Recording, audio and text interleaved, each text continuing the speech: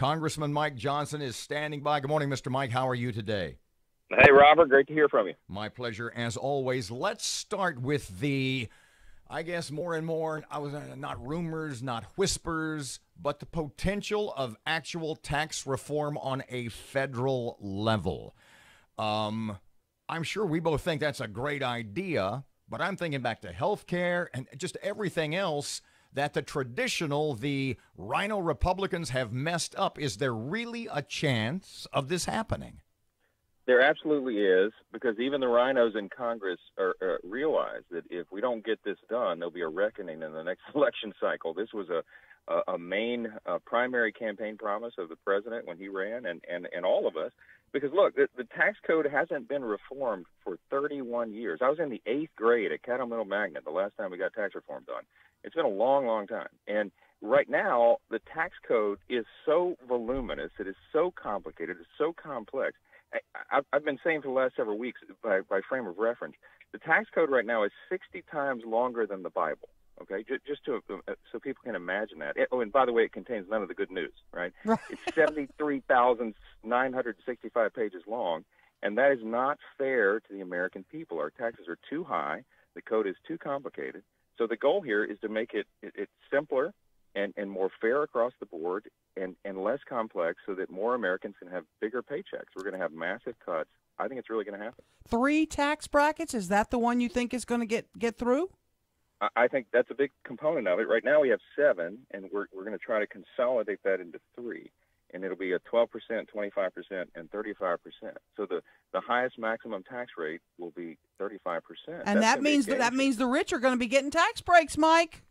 Well, it means all Americans are, and it really is unfair, Erin, for the liberal, Democrat wing of that party to go out and say, oh, this is to help the rich. This is an idea to help everybody. For too long in this country, the federal and state level, we've had an agenda for the rich and an agenda for the poor. Right now, we're talking about an agenda, once again, for the working and middle class. This will help everybody, and that's the exciting thing about it. And a lot of that is generated from the idea that we're going to cut corporate tax rates.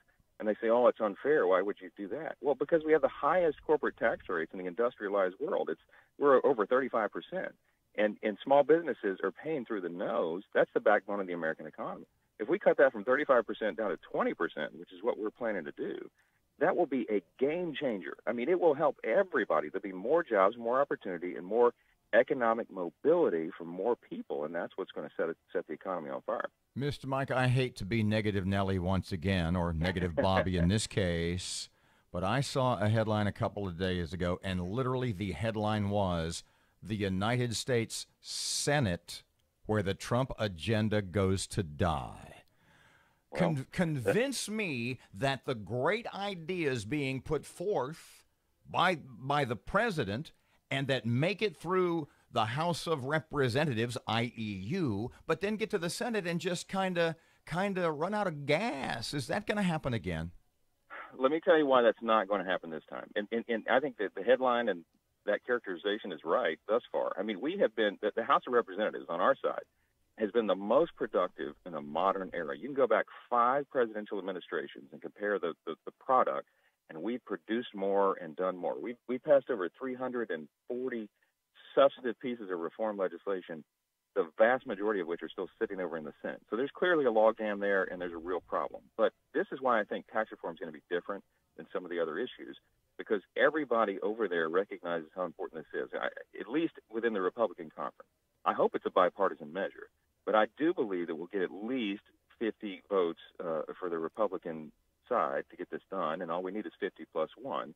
Because if there's a tie, of course, the vice president can break it. So I just see John McCain, and I see Susan Collins, and I see Murkowski. I see all of them doing it again. Those other diddlies. Am I just focusing too much on bad news? Well, no.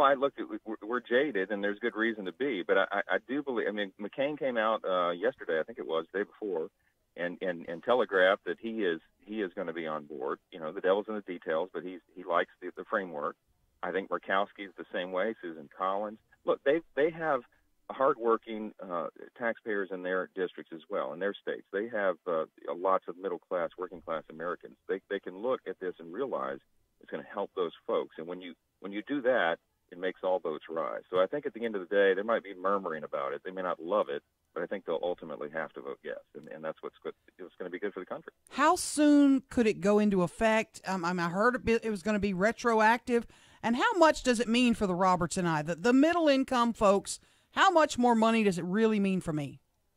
That's a good question. So the speaker, Paul Ryan, said at a news conference last week that our goal is for everyone to wake up on January 1st, 2018 with a brand new tax code, a dramatically simplified tax system in this country. And as we said, it's long overdue. It can't be retroactive. If we were working on that all this year. Many of us were committed to try to make it retroactive for this calendar year, but we had a drop-dead date of early August to get that done, and it clearly didn't happen. So we can make it enacted going forward, and hopefully that's the first day of next year. To get that done, we've got to have a vote by late November or early to mid-December. The speaker came out a couple of days ago and said, we'll stay till Christmas if necessary. That's the ultimate threat for some of these lawmakers, so I'm glad he said it. But I think we're going to get it done. And what it will mean for all of us is real tax relief. I mean, one thing is just the simplification aspect. You'll be able to about 90 to 99.5% of the American people will be able to fill out their annual tax return on a postcard. Literally, it'll be that simple. Woo! Raise a roof. Yeah, that's right. And look, you're talking about when you small businesses are the backbone of America, right? And when you lower the taxes on small business owners, I know because I talk to them every day throughout our district. That will increase take-home pay for more people. Not only are your individual tax rates going to drop, but your paychecks will get larger as well because employers are going to be able to incentivize hard work again, and they'll be able to reinvest in their businesses, expand, open up new operations, create more jobs. It's going to help everybody across the board, and every single one of us are going to see the real effects of that.